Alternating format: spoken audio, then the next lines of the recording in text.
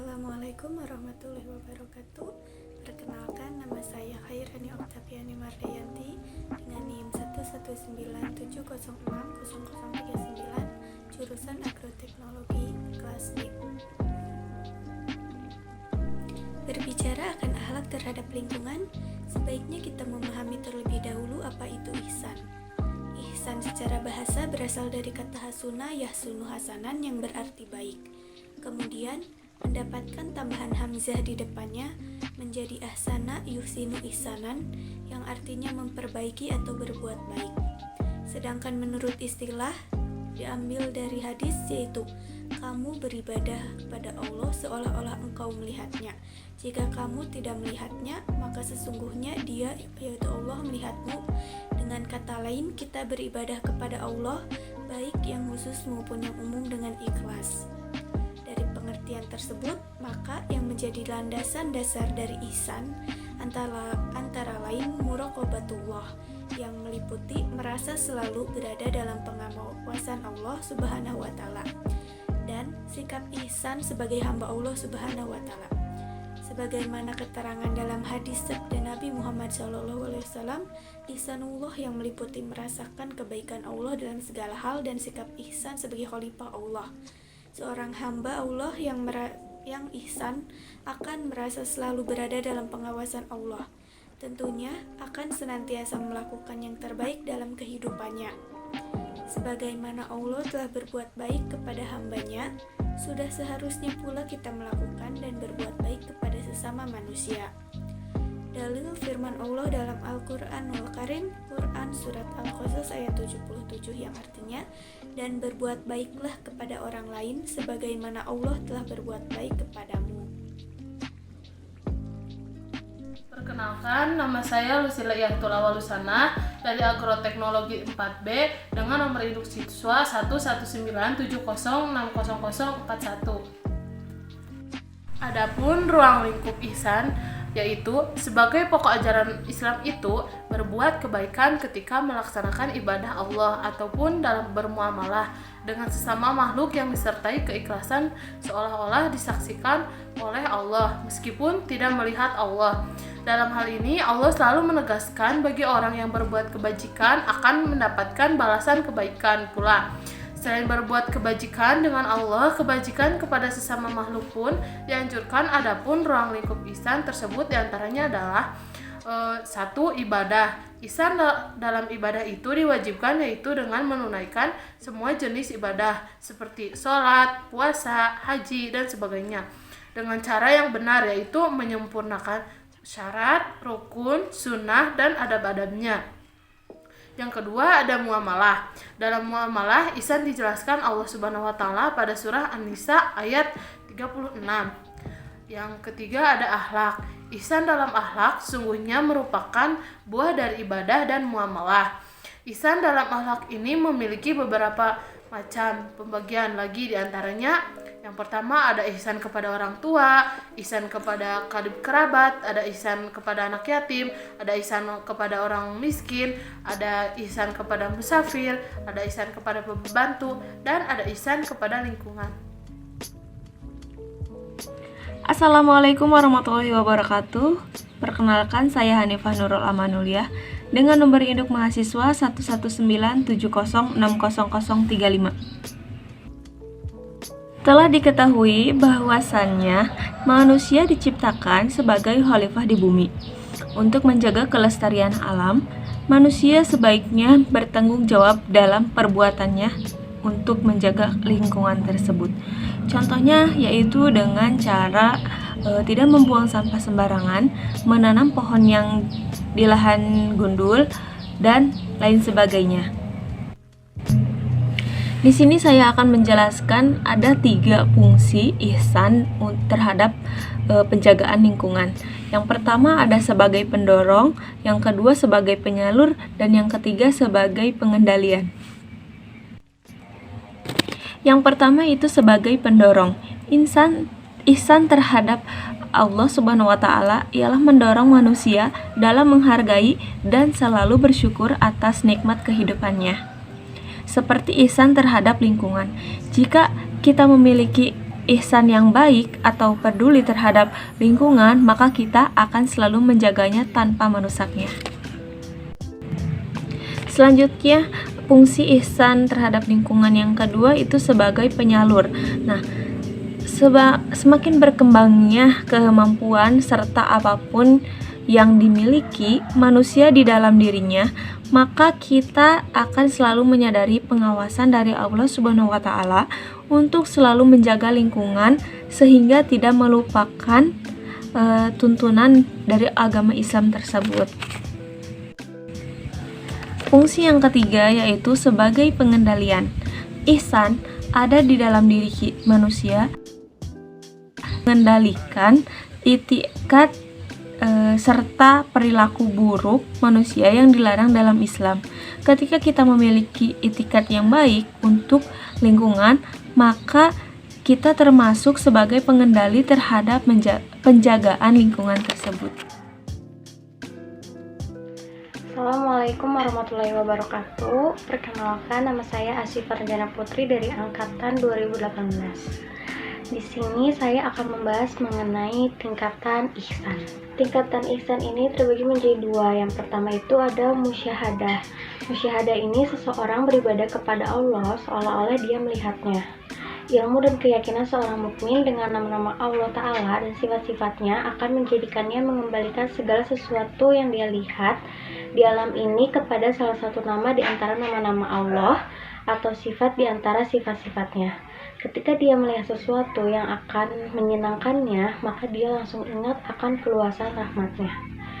Ketika dia melihat suatu musibah, maka dia langsung ingat akan kekuasaan Allah.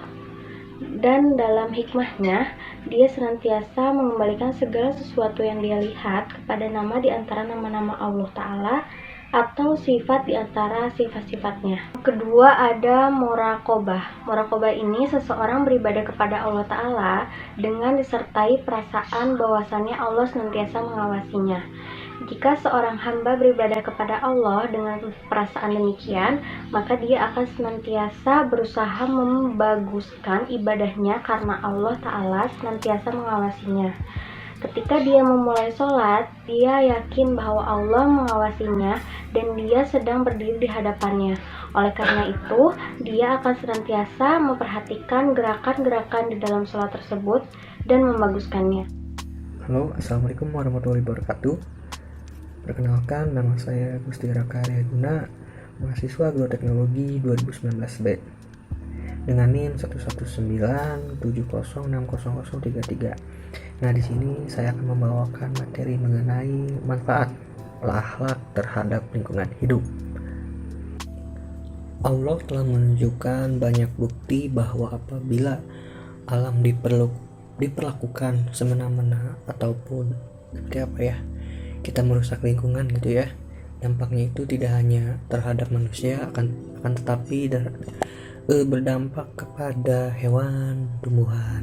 Nah, tetapi juga itu berakibat fatal ya terhadap makhluk lain seperti tanah, batu, sungai, dan gunung gitu, serta benda-benda tak bernyawa lainnya gitu ya. Jika alam terganggu gitu ya, bencana alam ini bakal datangnya bencana alam yang dahsyat mungkin ya. Kalau kita ketahui gitu ya, bencana alam yang diakibatkan oleh manusia ataupun kerusakan lingkungan itu seperti tanah longsor gitu ya, yang ada di lereng-lereng pegunungan, karena tanah tersebut itu tidak ada penguat gitu di dalamnya. Penguatnya itu kan dari akar pohon itu sendiri gitu. Nah, saya dan teman-teman sebagai mahasiswa agroteknologi gitu ya, mengimplementasikan akhlak terhadap lingkungan hidup itu banyak gitu ya, tapi saya ambil contoh saja. Yang pertama itu kita menghidupkan tanah. Nah, maksud menghidupkan tanah ini tuh kita mengelola itu tanah yang mati, yang sudah tidak terpakai, sudah kering. Nah, kita itu kelola, kita budidaya seperti kalau di lahan tinggi itu mungkin kol gitu ya, strawberry atau semacamnya gitu. Nah, jadi kita itu dituntut ataupun apa ya, kesadaran kita itu naik gitu ya untuk melindungi alam gitu ya, ataupun lingkungan hidup. Itulah salah satu contoh gitu ya. Nah, manfaatnya itu pasti terhadap diri kita juga, menjadi peka gitu ya terhadap lingkungan hidup. Pekanya itu seperti apa? Seperti pekanya itu kita jadi lebih apa ya, mau gitu ya melindungi ataupun menjaga keseimbangan ekosistem, lingkungan hidup dan lain-lain gitu ya. Nah, mungkin itu saja yang bisa saya sampaikan. Assalamualaikum warahmatullahi wabarakatuh. Perkenalkan, nama saya Nurfid Ismail dari Teknik Elektro, untuk UAS Ilmu Akhlak di kelas Agroteknologi B dengan NIM 11670700015. Lingkungan merupakan segala sesuatu yang berada di sekitar manusia, seperti binatang, tumbuh-tumbuhan, dan benda-benda yang tidak bernyawa. Akhlak yang dianjurkan oleh Al-Quran terhadap lingkungan sebenarnya bersumber dari fungsi manusia sebagai khalifah. Kekhalifahan menuntut manusia untuk berinteraksi dengan manusia lain dan juga dengan alam. Kekhalifahan mengandung arti pengayoman, pemeliharaan, dan bimbingan agar setiap makhluk mencapai tujuan penciptanya, yang makhluk-makhluk itu adalah umat seperti manusia juga.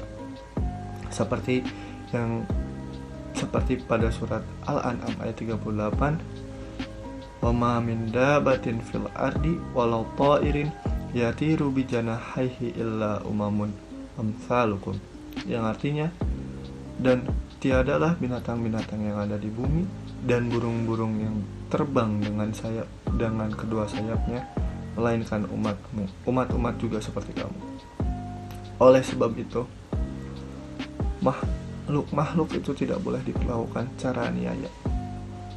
Allah Subhanahu wa Ta'ala menciptakan alam ini dengan tujuan yang benar sesuai dengan firman-Nya pada surat Al-Ahqaf ayat 3, yang artinya, ma khalaqnas samawati wal ardo wa ma bainahuma illa bil haqqi wal jalil musamma, yang artinya, kami tiada menciptakan langit dan bumi dan apa yang ada di antara keduanya, melainkan dengan tujuan yang benar dan dalam waktu yang ditentukan.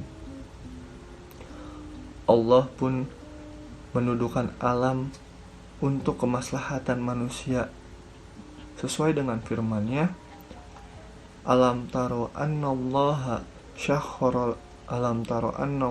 sakhkhara lakum ma fis samawati wa ma fil ardi wa asbagha alaikum ni'matahu dhahiratan wa batinatan, yang artinya, tidaklah kamu perhatikan, sesungguhnya Allah menundukkan untuk kepentinganmu apa yang ada di langit dan apa yang ada di bumi, dan menyempurnakan untukmu nikmat-Nya lahir dan batin. Quran Surat Luqman ayat 20. Berdasarkan kandungan surat Al-Ahqaf ayat 3 dan surat Luqman ayat 20, dalam memanfaatkan alam, manusia tidak hanya dituntut untuk tidak bersikap angkuh terhadap sumber daya yang dimilikinya, tetapi juga dituntut untuk memperhatikan apa yang sebenarnya dikehendaki oleh Allah Subhanahu wa Ta'ala, pemilik alam ini. Manusia dituntut untuk tidak hanya memikirkan kepentingan diri sendiri, kepentingan kelompok, atau kepentingan yang lainnya, tetapi manusia juga dituntut untuk memikirkan kemaslahatan semua pihak. Dengan demikian, manusia diperintahkan bukan untuk mencari kemenangan, tapi keselarasan dengan alam.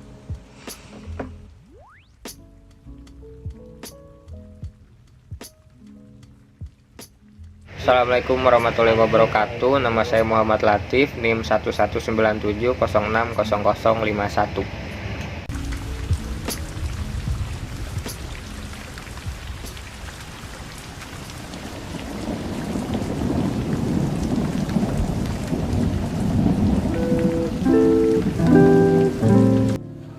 Assalamualaikum wabarakatuh. Nama saya Muhammad Fahri Ramadan, NIM 119707050. Di sini saya akan menerapkan akhlak kepada lingkungan berupa membuang sampah.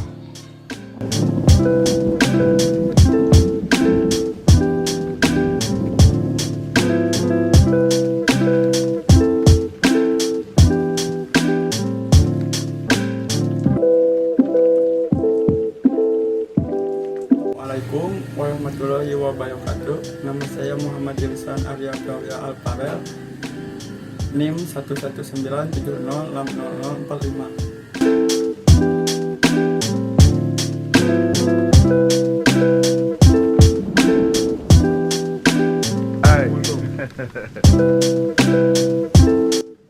Assalamualaikum warahmatullahi wabarakatuh. Perkenalkan, nama saya Muhammad Faisal Muslim dari jurusan Agroteknologi dengan NIM 11970600049. Bye-bye. Agama Islam mengajarkan kita untuk berakhlak baik pada setiap makhluk hidup, tidak hanya hewan dan tanaman, tidak hanya hewan dan manusia, terhadap tanaman juga. Di sini saya habis nanam lengkeng sama lidah buaya. Kenapa saya milih lengkeng dan lidah buaya? Pertama, lidah buaya itu ada nilai estetik atau ada nilai bagusnya. Lalu bisa berguna juga untuk keperluan seperti masker rambut dan lain-lain. Nah, di Islam itu kita selalu diajarkan untuk berakhlak baik ya. Karena lengkeng dan lidah buaya juga makhluk ciptaan Allah Subhanahu wa taala, jadi kita harus jaga juga karena ada sisi baik yang mereka berikan kita, ada feedbacknya. Nama saya Fitri Adiana Walidin, NIM 11670700061.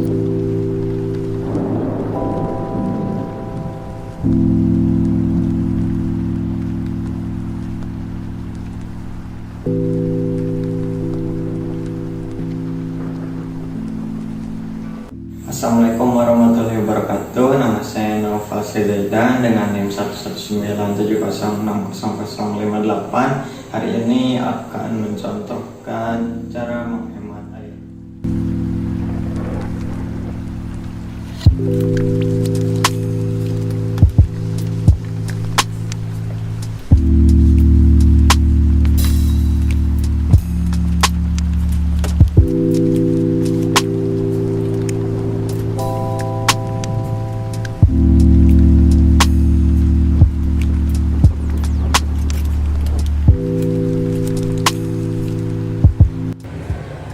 Assalamualaikum warahmatullahi wabarakatuh. Nama saya Nanda Nahlia Wardah dengan NIM 11970600057. Pada video ini saya akan memperlihatkan akhlak terhadap lingkungan, salah satunya yakni mengenai daur ulang sampah. Mendaur ulang sampah. Sampah anorganik atau sampah yang sulit diurai dapat kita kumpulkan di suatu tempat. Kemudian kita memilahnya berdasarkan jenisnya.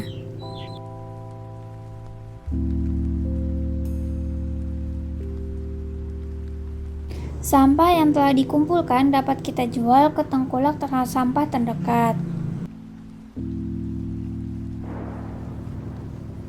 Sampah yang telah dikumpulkan akan ditimbang terlebih dahulu untuk mengetahui beratnya.